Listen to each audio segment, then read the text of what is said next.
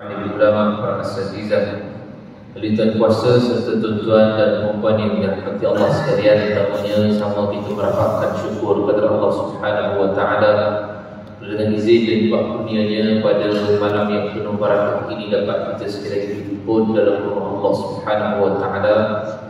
Sama kita dapat menyelesaikan solat fardu maghrib secara berjemaah dan seterusnya kita berehat seketika dalam satu majlis ilmu yang penuh dengan rahmat dan keberkatan daripada Allah. Bersama kita menyambung kembali pengajian kitab kita Nasihat Agama dan Wasiat Iman Al-Imam Al-Haddad rahimahullah taala. Kita sampai pada muka surat yang ke-161 pada tajuk tertib pengeluaran zakat. Kita masih lagi berada pada perihal zakat. Itulah bab yang ketiga dalam kitab ini, kitab Nasihat Agama dan Wasiat Iman, dan saya kira hampir separuh dah kita berjalan dalam kitab ini. Yang mana pada awal dulu kita bincangkan bab yang pertama ialah perihal takwa, kemudian kita bincang perihal solat, dan yang ketiga ni perihal zakat. Dan kuliah yang lalu telah kita bahaskan banyak berkaitan dengan dalil-dalil berkaitan dengan zakat, kemudian zakat dan syarat-syaratnya, kelebihan orang yang mengeluarkan zakat, dan kita nak cerita dulu berkaitan dengan tertib pengeluaran zakat. Maksudnya jangan bagi kita punya zakat itu terbatal daripada sudut pahalanya, fiqhnya sah, tapi daripada sudut batal, daripada sudut pahala ataupun daripada sudut tasawuf. Kita bincang ni daripada sudut tasawuf, tuan. Sebab kita tak bincang daripada sudut fiqh. Kitab kita ni bukan fiqh, kitab kita ni tasawuf.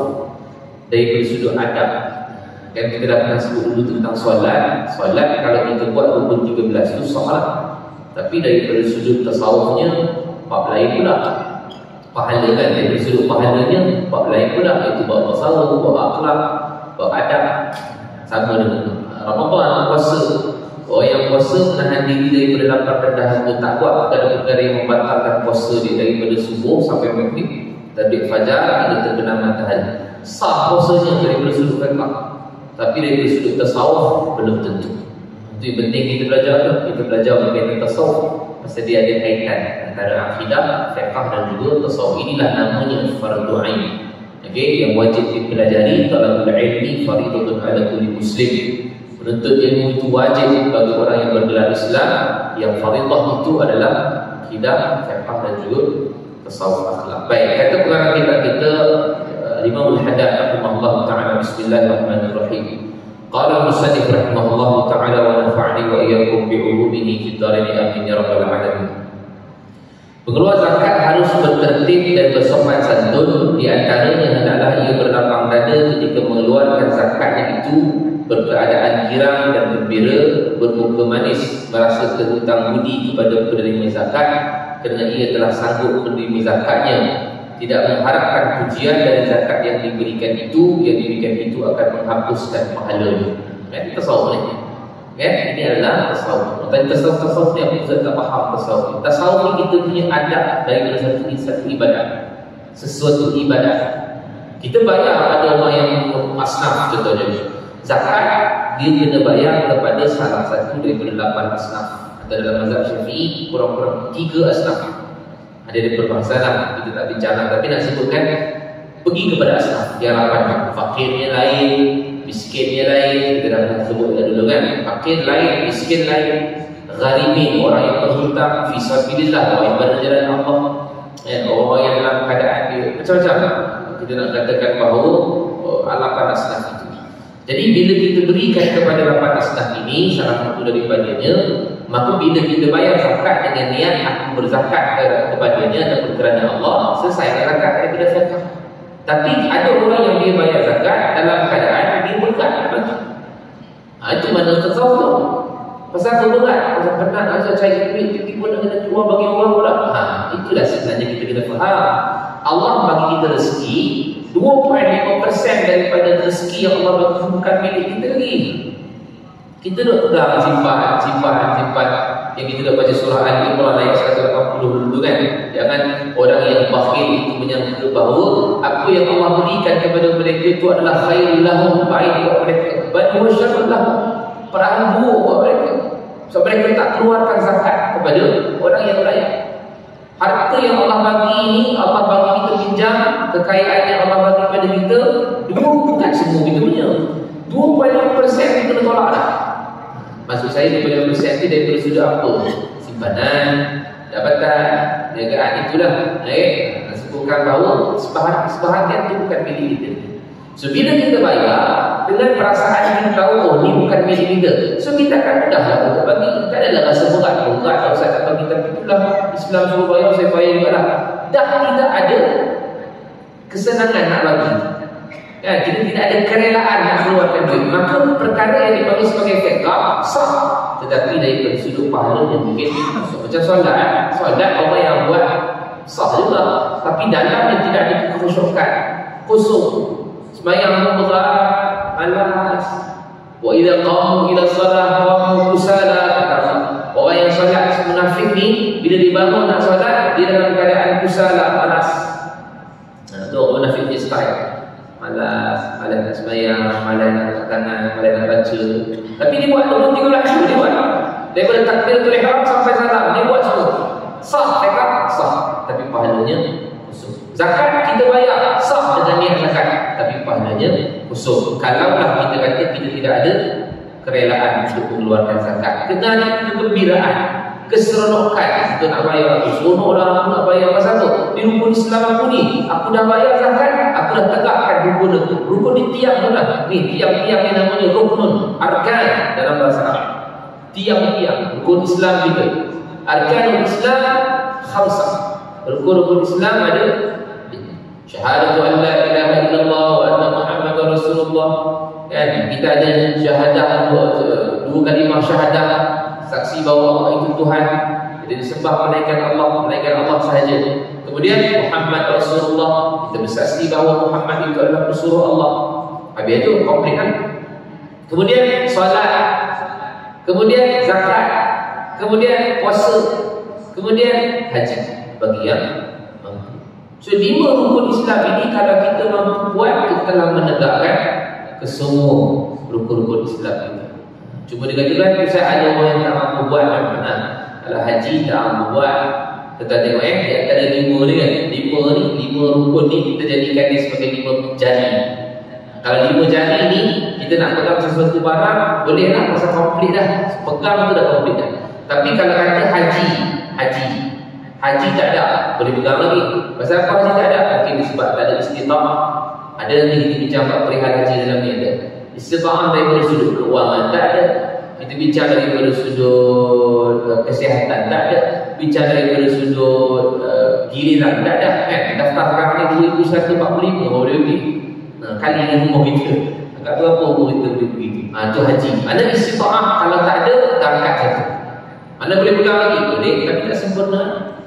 Kemudian kalau kata zakat, kalau kata puasa pun sama, ada kelonggaran bagi orang yang sakit, kelonggaran bagi orang yang uzur, tak mampu nak puasa, tak boleh. Kalau kata tak boleh puasa, kalau puasa mati dia. Kalau puasa sakit dia bertambah, maka diganti dengan bayaran untuk kita nak gantikan dengan puasa tadi. Jadi bila puasa tak ada, tidak ada masalah. Zakat pun sama, disebut tadi rukhsah tadi tu, kelonggaran bagi orang yang tak bayar zakat. Pasal apa? Bagi orang yang tidak bayar zakat berarti dia asnaf. Jadi terangkatlah yang 3 asnaf. Mana boleh pegang lagi? Boleh. Tapi 2 ni, rukun Islam yang 2 lagi ni, dia tidak ada kerukhsahan, tidak ada langsung. Sebab kalau terangkat satu boleh pegang lagi tak? Tak boleh jatuh lah. 5 ni pegang cantik tak? Tapi 1, 2, 3 terangkat, 2 mesti lagi boleh pegang, tapi tak sempurna. Tapi salah satu daripada 2 ini terangkat, tidak ada dalam rukun, maka barang akan jatuh. Islam tu akan jatuh. Apa 2 ni?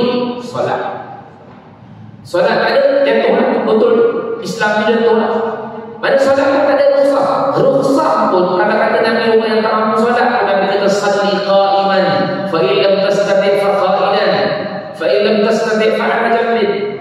Solatlah kamu dalam keadaan berdiri, tak mampu berdiri, duduk, tak mampu duduk, baring. So solat ada rukhsah, tapi bukan tinggalkan. Zakat boleh tinggal, pasal mungkin dia asnaf. Kan, puasa mungkin boleh tinggal, kerana dia uzur. Haji mungkin boleh tinggal, kerana dia tidak ada istita'ah, kemampuan. Tapi solat tak boleh. Tapi dia sakit Ustaz, dia duduk dalam hospital. Hospital masih lagi boleh menggerak anggota badan, guna anggota badan. Maknanya boleh gunakan anggota zahir ni untuk menggunakan untuk solat. Tak boleh Ustaz, akan dia semua terikat. Mata ada, boleh guna mata. Mata pun tertutup Ustaz, hati boleh hidup ni. Hati guna gunakan untuk sembahyang. Hati pergerakan, dia terbayangkan. Jarang orang buat ni kan. Tapi ulama bahas bilas sekali hati ni. Kalau hati pun tak boleh juga, tu memang dekat kita mati. Itu pasal hati tu tak boleh fungsi lah. Pasal dia tak mampu nak sembahyang lagi. Itu tak boleh pasal dah memang tak boleh. Dia memang dah keluar daripada syarat wajib untuk orang yang sembahyang. Akal dah tak ada. Dia dah tak tayu, dah tak ada akal. Dan yang kedua tadi ialah 2 kalimah syahadat. Ini kalau tak ada pun lagi hancur lah. Pasal itu adalah kunci kepada orang Islam. Syarat untuk masuk ke dalam syurga ialah kalimah tauhid ini. Man kana akhiru kalamihi la ilaha illallah dakhala jannah. Siapa kalimah akhirnya adalah la ilaha illallah, syurga dia. So itu 2 kalimah syahadah yang mesti kita jaga. Tertanggal dia dengan sebab kesyirikan yang kita buat, khurafat, tahyul, habis dah 2 kalimah syahadah, batal lah dia punya syahadah. Baik. Jadi kita sebutkan tadi bahawa orang yang mengeluarkan zakat bermaksud dia ada rukun-rukun yang dibina tadi itu dalam sebab arkan Islam ada 5. Rukun-rukun Islam itu ada 5. Tetapi bila salah satunya tidak ada, maka dia akan gugur kewajipan dan mungkin akan tidak kesempurnaan dari sudut Islam. Jadi kalau kita adalah orang yang pengeluar zakat, pemberi zakat, maka biar kita keluarkan zakat itu dalam keadaan kita gembira, bermuka manis. Mana rasakan bahawa kita diterhutang budi dengan orang yang menerima zakat. Dan kenapa nak terhutang budi? Mungkin kerana sebab dialah Allah beri kita rezeki. So, kita tak tahu doa orang kan? Kita dah sebutkan tadi bahawa kita punya rezeki itu sebahagian bukan kita punya lagi dah. Jadi bila sebutkan tentang orang yang menerima zakat tu, terima kasih dekat dia. Terima kasih kepada Allah berikan rezeki lebih banyak daripada saat ini. Bagi bayar zakat tu kerana zakat kerana Allah Taala selesai. Mesti menunjukkan bahawa kegembiraan dan mesti rasakan terhutang budi kepada dia. Dan mudah-mudahan hari itu dia adalah orang penerima zakat. Tahun depan dia adalah orang yang membayar zakat. Kita pula jadi penerima zakat lah tuan. Boleh tak Allah begitu? Boleh. Sekelip mata Allah juga. No problem. Sebab Allah sebut apa? Sebab Allah sebut idza arada syai'an ay yaqula lahu kun fayakun. Kalau Allah berkehendak akan boleh. Allah mengatakan jadi, maka jadilah. Tak perlu tunggu permission siapa-siapa. Tak perlu tunggu keizinan siapa-siapa. Allah nak buat. Jadi kita sebab tu kita tak boleh rasa berat kita nak bayar zakat pasal itu dah milik dia. Itu kepunyaan dia. Tiba-tiba kita rasa tak nak bayar, kita rasa berat nak bagi kepada dia. So hari ni kalau kita keluar zakat ni sama ada zakat fitrah atau zakat harta sebab nanti kalau sempat dia lagi kita akan bincang pasal zakat fitrah. Kalau sempat lah. Kalau tak sempat tak apa, bulan hormat kita bincang tentang zakat fitrah. Tapi dia merangkumi semua. Zakat harta atau zakat fitrah, bila kita keluar, rasakan bahawa kita terhutang budi dengan dia, kegembiraan yang kita bayar itu ada. Jangan seberat itu. Dan juga bila mana kita sebutkan berkaitan dengan zakat, jangan mengharapkan pujian daripada penerima. Aku bagi zakat pada dia, terima kasih pun tidak. Jadi kalau orang yang minta terima kasih ni, ikhlasnya tidak ada. Sebab apa? Dia membuat sesuatu ibadat mengharapkan balasan. Jadi kalau orang mengharapkan balasan, dia memang tak ikhlas dia mana? Sebab Allah sebutkan bila orang yang dalam keadaan dia memberi makan Allah sebut dalam surah Al-Insan, dia memberikan makan kepada orang yang miskin, kemudian dia katakan la nuridu minkum jazaa'an wala syukura. Kami tidak mengharapkan langsung jazaan, balasan daripada mereka. Wala syukuran, kami juga tak mengharapkan syukur ataupun terima kasih daripada mereka. Tak apa. Kalau aku bagi zakat ni, kalau dalam keadaan dia tak ada balasan apa-apa pada aku pun, no problem. Kalau dia aku bagi zakat ni, dia tak terima kasih pada aku pun, no problem. Surah Al-Insan ayat 9. Sebab apa? Sebab Allah katakan orang yang ikhlas ini, innama nuridu minkum jazaa'an. Mereka ni bila mana mereka memberi zakat atau memberikan makanan kepada orang yang susah, orang yang fakir, orang yang ditawan, mereka katakan innama nuridu minkum jazaa'an la nuridu minkum jazaa'an wala syukura. Kami tidak mengharapkan langsung balasan daripada mereka dan juga terima kasih kepada mereka. So kalau dia bayar zakat tu dia katakan ni, aku bayar zakat dia terima kasih pun tak ada. Tanda dia ikhlas itu tidak ada. Mana tanda ikhlas itu dan tidak ada. Mana ikhlas? So dia mengharapkan pujian daripada orang, mengharapkan terima kasih daripada orang, dan perkara itulah boleh membatalkan dia punya pahala zakat. Nak bayar dalam keadaan tak Ustaz, saya bayar ni memang saya seronok bayar. Pasal apa? Saya ada orang yang layak bayar zakat. Tapi bila mana dia bayar zakat, orang tu tak balas apa-apa dengan dia. Sama ada balas nak bagi makan minum ke, sama ada balas nak bagi terima kasih ke, maka sah daripada sudut fiqh zakatnya, tapi daripada sudut tasawuf ataupun pahalanya terbang. Dalilnya Allah sebut dalam surah Al-Baqarah ayat 264. Tadi awal mukadimah kita baca ya ayyuhallazina amanu la tubtilu sadaqatikum bil manni wal adha. Wahai orang yang beriman. Ada dua maksud kat sini kan. Kalau kita jumpa ya ayyuhallazina amanu saja dah sikit macam tafsir. Ya ayyuhallazina amanu ni Allah panggil pertama memang Allah tuju kepada orang beriman semua. Maknanya Allah semua orang beriman tu betulkan sikit lagi. Orang beriman ni dia memang beriman dah. Pasal apa? Pasal orang yang beriman ni tak ada orang yang beriman kata Imam Syafi'i dia takriru bil lisan wa tasdiqu bil jinan wa ta'amalu bil arkan. Orang beriman dia tasdik, dia benarkan dalam hati, takriru bil lisan, dia cakap dengan apa yang dia beriman, dan dia beramal dengan anggota zahir dia menunjukkan dia beriman. So beramallah dah, tapi Allah suruh betulkan sikit lagi. Semua dalam Quran ya ayyuhallazina amanu yang Allah tegur ni, selepas daripada itu mesti ada arahan, perintah ataupun larangan. Untuk orang siapa? Orang beriman. Contoh, ya ayyuhallazina amanu ijtanibu katsiran minadh-dhann. Orang beriman, jauhkan daripada sangkaan buruk. Orang beriman lah, takkan dia sangka buruk. Masa dia faham kita kan, dia dah beriman kan, mesti pergi masjid, mesti sembahyang, mesti puasa. Tapi kenapa Allah kata jangan sangka buruk? Sebab kebanyakan orang yang sangka buruk itu daripada kerana orang beriman. Betul kan sikit? Bagus tak kamu datang masjid ulang alik, masjid puasa tu, puasa, baca Quran. Tapi kan sikit lagi dalam hati kau tahu apa dia? Sangka buruk banyak betul. Sangka buruk macam mana? Orang tak datang masjid betul-betul boleh tak beriman. Orang tak datang masjid betul-betul tak ada ilmu. Jangan sangka kita ni orang baik. Tu Allah kata ijtanibu katsiran minadh-dhann wa la tajassasu, ayat sama surah Al-Hujurat ayat 12 juga sambungan dia. Jangan kamu cari aib orang. Kamu laku dah orang beriman, tapi kamu cari aib orang lain. Wa la yaghtab ba'dukum ba'dha. Ni paling banyak orang buat. Beriman tu orang beriman paling banyak apa dia? Allah kata jangan mengumpat sebagai ilmu yang lain. Orang beriman banyak banyak. Sebab itu Allah sebutkan bila panggil ya ayyuhallazina amanu, itu adalah memang tuju kepada orang beriman betul, tetapi dalam keadaan betul dan sikit lagi. Satu, itu pandangan para ulama bila Allah nidahkan ataupun seruan ini kepada orang-orang yang beriman. Yang kedua, ya ayyuhallazina amanu ini Allah beritahu, Allah seru orang-orang yang dia mengatakan dia itu beriman, padahal dia tidak beriman. Ini maksud yang kedua. Ini biasa dijumpa ni dalam Quran ni kan, ya ayyuhallazina amanu, ya ayyuhallazina amanu kan. Ada dua maksud. Pertama memang menuju kepada orang beriman betul, memang semayang mulia, tapi dia ada masalah sikit daripada sudut bab hati ke atau bab-bab lain yang Allah larang dalam Quran. Dia sikit tu, betul ke? Yang kedua tadi ialah Allah tunjukkan kepada orang yang mengatakan dia ni beriman padahal tak beriman. Siapa tu Ustaz? Wa minan nasi may yaqulu amanna billahi wa bil yawmil akhir wa ma hum bimu'minin.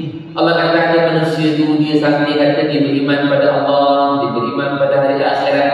Wa ma hum bimu'minin, padahal dia tak beriman pun. Yukhadi'una Allah wal ladina amanu. Dia menipu Allah, menipu orang-orang yang beriman, padahal dia menipu diri sendiri, dia tak sedar. Wa ma yash'urun, mereka adalah orang yang munafik. Itu orang munafik. Fi qulubihim maradun fazadahumullahu maradan. Dalam hati itu ada penyakit dan Allah tambahkan lagi penyakit itu sebab dia sangka dia betul. Jadi orang munafik kan dia sangka dia kata dia beriman. Dia katakan wa minan nasi may yaqulu amanna billah wa bil yawmil akhir. Aku beriman pada Allah, beriman pada hari akhirat. Kata Allah, wa ma hum bimu'minin, dia tak beriman pun. Jadi seruan ya ayyuhallazina amanu itu merujuk kepada orang munafik. Orang yang mengatakan kau beriman tu, Jangan kau sangka bahawa la tubtilu sadaqatikum bil manni wal adha. Jangan kamu membatalkan pahala sedekah kamu itu dengan kamu memuji diri sendiri dan juga kamu cerca orang.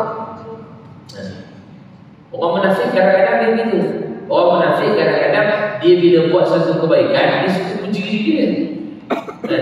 Tengok apa itu ada bagi sedekah dekat yatim RM1,000 tu. Seminggu tu cerita je kat orang. Kenapa tak cerita kebaikan kepada orang yang kita buat? Tapi saya cerita sebab saya nak bagi orang lain terangsang nak buat juga. Itu juga niat saya. Kita sebut dulu kan, Syekh Abdul Qadir Al-Mani sebutkan, boleh atau tidak untuk kita nak mewar-warkan kebaikan yang kita buat, boleh, tapi dengan syarat dalam hati tidak ada riak. Kalau dia boleh hilangkan riak itu, maka tak ada masalah. Tapi kebanyakan kita berat buat benda tu. So bila kita cerita, orang lain puji, kita lagi kembang lah kata kan. Dia ni kembang semangkuk kan. Kembang pasal orang puji. Bagulah hantar Syekh kami ni, kami nak sedekah pun tak boleh. Macam mana duit, macam mana dapat duit sedekah? Dia kata, sekarang orang puji. Bila orang puji, makin dia buat. Bila makin dia buat, dia nakkan pujian. Dan tukar akhirnya daripada ikhlas, tukar kepada Seeloknya tutupkan amal soleh dan ibadat yang kita buat supaya orang tahu. Tapi kalau orang tahu, maka katakan hada min fadli rabbik, ini adalah kurniaan daripada Tuhan. Selesai Tuhan itu. Itu menunjukkan bahawa kita boleh rasa rendah diri pada orang. Tapi yang Allah sebut ni, kalau kata dia kepada orang yang beriman, tadi orang munafik. Pada orang munafik ini dia memang suka bila buat kebaikan dia akan cerita. Maka daripada sudut amalan dia itu terbatal dia pahala. Tak ada orang munafik tak ada pahala pasal dia mampu buat. Tapi orang yang beriman, kalau dia diserukan kepada orang beriman, ada orang yang dia beriman tapi bila dia bayar zakat, dia cerca orang yang bayar zakat itu. Dia puji diri sendiri dengan sebab dia dah bayar zakat. Ayat ni lah kita katakan bahawa walaupun dia orang beriman, Allah kata la tubtilu sadaqatikum, jangan kamu batalkan pahala sedekah kamu itu dengan bil manni wal adha, dengan kamu memuji diri kamu sendiri, dengan kamu cerca, dengan kamu marah orang yang nak menerima zakat kamu. Orang yang nak sedekah, tiba-tiba kamu kata dengan dia tak ada kerja ke? Masih tidak sedekah pada orang, tapi dalam masa sama dia bagi. Batal pahala. Sedekah batal pahala. Dia bagi tapi dia marah orang. Kalau nak bagi saja. Jangan basuh orang. Kalau nak basuh, jangan bagi. Basuh. Sebab nak basuh, tak bagi. Sebab takut kalau bagi, tak apa. Sebab Allah sebut sini bil manni wal adha. Jangan adha dia, jangan cerca dia. Sebab kita tak tahu hakikat sebenarnya macam mana. Mungkin dia susah. Betul-betul susah. Tak ada susah dah Ustaz. Makin tiap hari nampak dia minta sini. Kalau gitu nasihat. Bukan cerca, bukan marah, nasihat. Sebab apa? Sebab Nabi pernah nasihat Hakim bin Hizam. Hakim bin Hizam ni adalah anak buah Nabi SAW. Anak buah macam mana Ustaz? Dia ni anak buah Khadijah binti Khuwailid. Anak buah Khadijah binti Khuwailid. Hizam tu adik-beradik dengan Khadijah. Hizam bin Khuwailid, Khadijah bin Khuwailid. So Hakim tu adalah anak buah kepada Khadijah. So bila kahwin, Khadijah kahwin dengan Nabi, otomatik Nabi adalah pakcik dia lah, Hakim. Walaupun pakcik, Hakim ni lebih tua sikit umur daripada Nabi. Hakim ni 5 tahun beza umur dengan Nabi. So maknanya ketika Nabi dilantik menjadi Nabi Rasul usia 40 tahun, Hakim bin Hizam 45. 40, ialah sama dengan Khadijah. Khadijah waktu tu pun dah 65 kan. Maknanya ketika Nabi sudah dilantik menjadi Nabi dan Rasul. Macam itulah lebih waktu anak buah. Mana Hakim bin Hizam ini dia lewat sikit masuk Islam. Dia tak masuk Islam sama macam Khadijah, orang pertama masuk Islam daripada kalangan wanita dewasa. Hakim bin Hizam ini lewat sikit sampai dia masuk Islam, baru Nabi berhijrah ke Madinah dan masuk Islam. Tapi bila dia masuk Islam, dia ada satu perangai Hakim bin Hizam, suka meminta-minta duit ke orang. Sana minta, sini minta, sana minta. Orang bagi, dia minta orang bagi. Sampai satu hari tu Nabi nampak dia buat macam tu, Nabi panggil dia, dia Hakim. Dia kata, wahai Hakim. Dia kata, kenapa kau minta ni? Nak jadi kaya ke? Nak jadi kaya ke? Bukan minta-minta, dia tak boleh. Boleh. Tapi Nabi tak cerca dia. Dia kata, tak boleh cerca. Sebab Nabi bukan bagi pada Hakim bin Hizam. Tapi Nabi sebut tadi, ialah kalau orang yang minta-minta ini, dia ada keperluan, maka beri. Tak ada keperluan, nasihat. Macam Nabi nasihat. Kau marah, bagi kau kena kaya. Hakim bin Hizam ni kaya kan? Hakim bin Hizam ni kaya. Dia yang membeli Zaid bin Harithah. Dah salah, dah panjang cerita sirah ni. Hakim bin Hizam ni yang beli Zaid bin Harithah dekat pasar Ukas. Zaid bin Harithah ni dulu dekat border Syam dekat Jordan. Dia ditawar, dibawa masuk ke Mekah dan dia dijual. Nak jual lah dengan khidmat yang lain, dengan hamba-hamba yang lain. Hakim pun datang. Hakim pun beli beberapa hamba yang ada, termasuk dah dia beli Zaid bin Harithah. Kemudian dibawa dan khidmat ni seluruh hamba-hamba yang ada ni pergi bawa ke rumah Khadijah binti Khuwailid. Khadijah tak kahwin lagi dengan Nabi, belum. Dibawa pergi rumah Khadijah binti Khuwailid. Maka dia kata, wahai makcik kesayanganku, aku datang ini membawa buah tangan hadiah, hadiyatul lak, aku nak bagi hadiah kepada engkau. Maka ikhtari, pilih mana satu hamba yang benar, aku hadiahkan kepada engkau. Khadijah pun pilih, tengok, tertarik dekat Zaid bin Harithah. Bukan tertarik kahwin, tertarik dengan sebab dia gagah, mungkin dia ni nampak tough, kita tahu lah kan. Dia tertarik dengan Zaid. Maka kata Khadijah, wahai Hakim, aku nak ambil ni sini untuk bawa jadi hamba. Jadi dia jadilah hamba kepada Khadijah binti Khuwailid. Lepas Khadijah kahwin dengan Nabi, barulah Zaid bin Harithah ini dihadiahkan oleh Khadijah binti Khuwailid kepada Nabi SAW. Baru jadi hamba Nabi. Setelah kahwin dengan Khadijah binti Khuwailid, dah lama jadi hamba, barulah Nabi merdekakan Zaid bin Harithah. Sebab bapa dia datang, Harithah pun datang daripada Syam, dia datang, dia dapat tahu Zaid yang masih hidup. Dia datang ke Mekah, dijumpa dengan Nabi. Nabi tak jadi Nabi lagi, belum, dia 30 lebih. Mana Nabi SAW, dia tahu bahawa ada orang datang nak jumpa dengan dia. Maka Harithah ni kata, wahai anak kepada Abdul Muttalib. Dia kata anak budak Abu Talib. Pasal Nabi dia besar, banyak mengatur dia kan, dan Abu Talib. Tapi dia kata, wahai anak Abdul Muttalib, dia kata, aku bawa banyak harta-harta, kambing, harta aku banyak lagi, aku nak bagi pada kau untuk kau bebaskan hamba kau, ataupun membebaskan anak. Kata Nabi SAW, anak kamu yang mana? Anak aku bernama Zaid bin Harithah. Zaid ada kat rumah Nabi waktu itu, kat mana? Kat Kaabah. Jadi Nabi pun kata, wahai Harithah, dia kata, baik, aku akan panggil dia datang sini. Kau dengan kambing-kambing kau harta tadi, bawa balik dulu, pegang dulu. Selesai, pegang, aku panggil dia datang sini. Zaid bin Harithah, aku akan bagi dia 2 pilihan. Kalau nanti dia pilih kamu, maka kamu boleh balik dengan dia ke Syam dengan harta-harta kau kita mahu. Tapi kalau dia memilih aku, maka bukan paksaan. Aku tak pernah paksa dia untuk pilih. Dia kata, sangat mulianya hati kau, anak Abdul Muttalib. Mana dia garanti rasa bahawa anak dia dalam tak jumpa kan, ada di tawanan hamba bagi lama tak jumpa. Dia ingatkan Zaid bin Harithah ni dah meninggal, mati, padahal hidup lagi. Mesti ada confident bahawa Zaid akan balik ke bapa dia. Bila nanti panggil dia, wahai Zaid, kamu kenal ni? Kenal, ini bapa aku. Dan dia datang dengan pakcik dia. Jadi pakcik, sekarang ni kamu pilih di antara dua. Kalau kamu nak balik dengan bapa kamu, balik, aku merdekakan. Kalau tidak ada pasangan, pilih. Dia kata, wallahi, on the spot, takkan aku nak balik dengan orang lain, melainkan aku akan duduk sini dengan kamu, wahai Tuhan. Nabi belum nanti jadi Nabi lagi tapi dengan sebab kehebatan Nabi itu, orang kata, bila bapa dia dengar Zaid itu, dia kata, wailah ya Zaid, wailah, celaka kau wahai Zaid. Sebab dia kejut dia tengok anak dia memilih jadi hamba lagi daripada nak ikut balik ke Syam. Dia kata, wahai ayah, aku tak tahu pasal apa lain bezanya aku dengan orang ini ataupun tuan aku ini. Sebab dia tidak anggap bahawa aku sebagai seorang hamba. Tapi kau masih lagi berstatus hamba, kata Harithah. Dan kalau tengok cerita dia dekat kitab lah kan, iaitu sahabat Rasul tu, banyak cerita ni tentang Zaid bin Harithah. Sampailah bila Nabi dengar perbuatan anak-anak ni, Nabi tarik tangan dia, dia tengah dengar bapak dia dengan Zaid tu bergaduh tentang hamba dengan tak hamba. Dia tarik tangan Zaid tu, bawa pergi ke Hijr Ismail. Hijr Ismail lekong kan, Nabi beli. Hijr Ismail ni sebenarnya dulu zaman jahiliyah tempat announcement. Dulu mana ada announcement? Kita announcement senang pakai teknologi banyak kan, TV, radio, apa, internet, lagi macam-macam. Sekarang, dulu tempat nak announcement Hijr Ismail. Berdiri atas Hijr Ismail, ya Syarq Quraisy, dia akan jerit panggil Quraisy semua datang. Jadi Nabi pun tinggi. Nabi kata, ya Syarq Quraisy.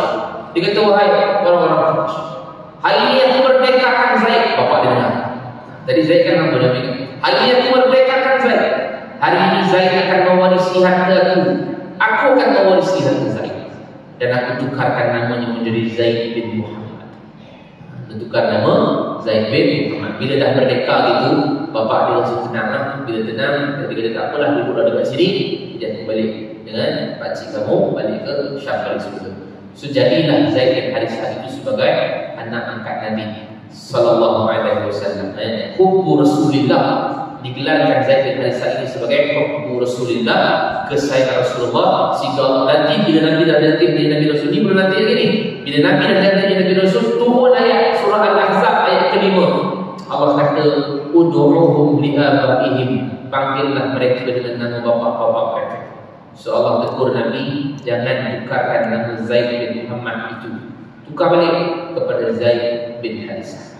So sini dalil menunjukkan bahawa anak-anak tak boleh tukar nama bapa dia kepada nama ayah angkat, tak boleh. Baik, ceritanya sebenarnya nak cerita Hakim bin Hizam di situ. Tapi sebab dah lirik pandang itu seronok dengar kan, saya betul-betul dengar, saya tidak nak cerita. Hakim bin Hizam kaya raya, pasal dia boleh beli riman, dia boleh beli hamba beberapa orang. Betul nak beli hamba bukan buat mahal, tapi dia boleh beli banyak. Tapi kenapa dia jadi begitu? Sebab perangai dia. Kita Nabi kata bila dia dalam Islam, dia suka dia minta.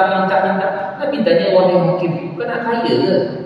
Padahal orang yang jadi orang kaya, dia kata tak tahu lah ya Rasulullah, aku memang suka begitu, minta sana, minta sini, aku suka. Walaupun orang tak bagi banyak pun, tapi aku nak je. Nabi kata, yadil uliya khairun min al-yadis sufla. Yad yang atas, tangan yang di atas lebih baik daripada tangan yang di bawah. Itu dah hadis popular tu dia kan, tangan di atas lebih baik daripada tangan di bawah. Maksudnya apa Ustaz? Maksudnya orang yang memberi itu lebih baik daripada orang yang. So kalau katalah kita ni nak memberi zakat, sedekah dan seumpamanya, dia minta. So bila dia minta, kita bagi, kita jadi orang terbaik dah. Khairun yusif tafdil lah. Paling baik. Paling baik. Khairun ni dalam hadis cukup banyak lah. Masa Nabi sebut khairun itu maksudnya memang baik semua. Khairukum man ta'allama al-Quran wa 'allamahu. Terbaik di kalangan kamu adalah orang yang mengajar Quran, belajar Quran dan mengajarkannya. Ini paling terbaik. Khairukum li ahli wa ana khairukum li ahli. Orang terbaik adalah orang yang dia baik dengan isteri dia. Paling baik. Mana bila Nabi cocok di atas sebagai seorang khairun, dia baik. Jadi yang ini adalah khairun bila jadi sufla, jadi sufla. Tangan di atas itu lebih baik daripada khairun Allah Nabi menyebutkan. Lebih baik daripada tangan yang di bawah. Bermaksud orang yang memberi itu, dia dah jadi title orang yang baik. So bila jadi orang yang baik, la tubtilu sadaqatikum, jangan batalkan kebaikan tu. Itu maksud Allah.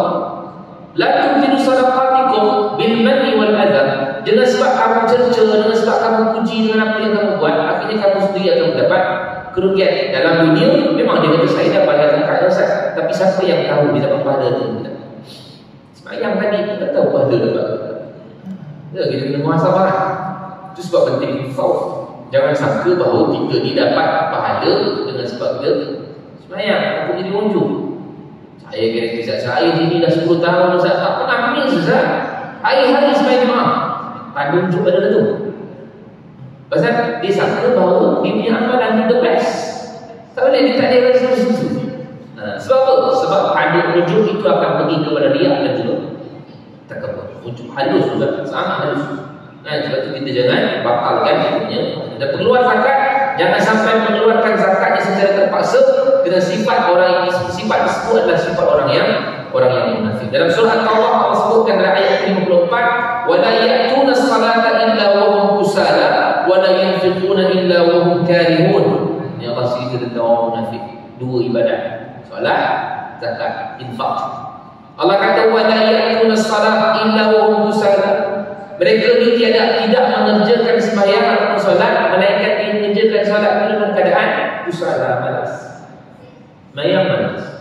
Malas itu macam mana Ustaz? Kalau dalam hadis yang lain, Nabi sebutkan bahawa orang yang dalam keadaan menjaga sembahyang, dia akan menjaga keseluruhan sembahyang, terutama isyak dan subuh. Dan Nabi kata orang munafik yang paling malas untuk sembahyang isyak dan subuh secara berjemaah. Kalau kita ada sebab tak boleh, kita jangan masuk. Aku baru datang. Kan? Baru datang isyak saya kena. Janganlah bukan maksudnya kita nak cakap pada orang yang datang ni, tidak. Supaya kita faham ini tanda-tanda orang munafik. So kalau kita letakkan hati kita, bagus nanti Allah campakkan hati kita supaya betul kena dekat kita. Aku ni jarang sampai isyak subuh Jumaat. Sebab tu Nabi sebut dalam hadis sahih, tanda orang munafik adalah dia malas. Malas. Kalau ada benda yang lain yang menghadang, tak jadi salah. Dia malas. Malas tu tanda dia. Jadi kata Allah dalam surah At-Taubah ayat 54, wala ya'tuna as-salata illa wa hum kusala. Bila kita solat mereka bangun dalam keadaan malas. Kemudian malas ni pula dalam keadaan pergerakan tu malas. Angkat tangan malas, baca tu malas. Kan, rukuk malas, sujud malas. Dia pergerakan diri malas. Padahal pergerakan fi'liyah itu sempurna, pahalanya lain. Angkat tangan cara Nabi, betul-betul angkat Allah atas. Ada yang sampai bahu, sampai pinggang macam tu ada. Bukan sampai pinggang, sampai saya tangan saya tak erat. Sakit tak puan, awak je ada. Tapi ni tak sakit pun, sihat. Tapi dia punya angkat kepala pinggang. Allah. Sah tak? Sah fiqahnya. Sebab ni sunat tak angkat pun tak pun.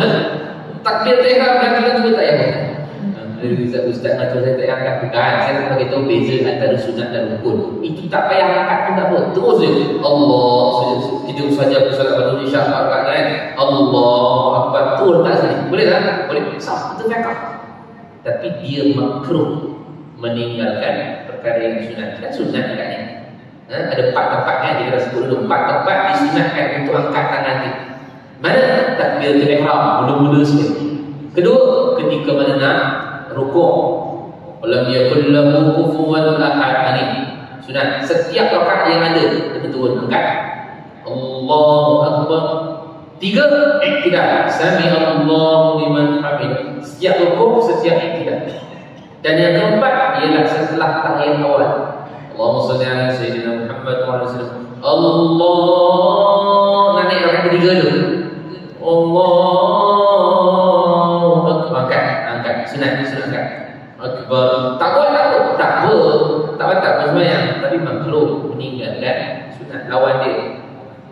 Tapi kalau dia tak buat dia buat yang ketiga sah, tapi setiap rakaat dia enggak makruh juga. Benda tak sunat kan buat macam tu lah. Tapi batal tak batal. Itu sebab kita kena faham beza sunat, makruh, harus, haram, wajib, baru kita boleh nilai. Sebab kadang ada orang dia dengar makruh dia punya gelisah macam batal. Makruh dia punya rasa macam ya Allah macam masuk neraka dah.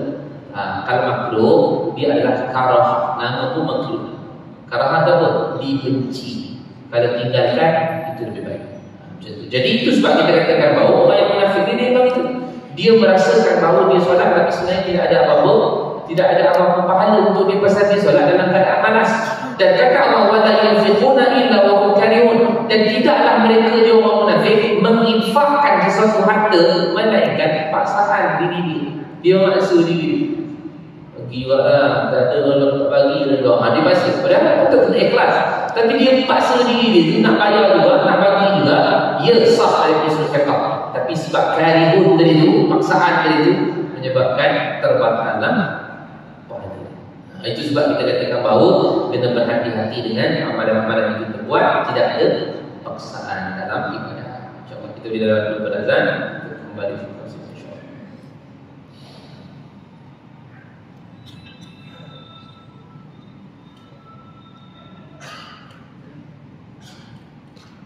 Untuk mengeluarkan, tidak ada karihun, tidak ada paksaan, tidak senang, kena rasa gembira bila mengeluarkan zakat kerana itu adalah ibadat.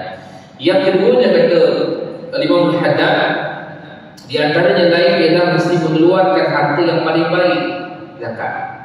Harta sedekah atau zakat, keluarkan harta itu dengan harta yang paling baik. Dan tanamul birra hatta tunfiqu mimma tuhibbun. Tidak dikira sebagai kebaikan sehingga apa yang kamu infakkan itu dengan harta yang paling kamu sayang. Baiklah maksudnya, sayang maksudnya. Sebab sayang kadang-kadang susah nak keluar. Sayang lah, air pun nak sedekah tak? Sayang, benda yang paling baik tak mestinya bila bagi barang kita yang air pun. Tempat lain dia, benda lain handphone yang lama tapi boleh pakai lagi. Sebab ada orang yang dia menginfakkan harta sedekah ke zakat ke atau apalah barangan, boleh pakai. Itu yang Allah sebut wala tayammamu al-khabisa min tunfiqun. Jangan kamu memilih yang al-khabis, yang buruk untuk kamu infakkan, belanjakan bagi kepada orang yang susah, yang memerlukan. Bagi juga nama dia, bagi, tapi jangan batalkan pahala kamu itu dengan kamu memberi barang yang tak elok. Sebab Allah katakan lan tanalul birra, takkan sampai kepada kebaikan itu di surah Ali Imran ayat 102. Hatta tunfiqu mimma tuhibbun, sehingga apa yang kau bagi itu, infakkan itu ialah benda yang baik, benda yang bersayang. Benda itu tak boleh pakai lagi, tapi benda itu boleh diberi, boleh dipakai oleh orang. Ini pakai, bagi kepada orang handphone lama, tapi dah berspider dah.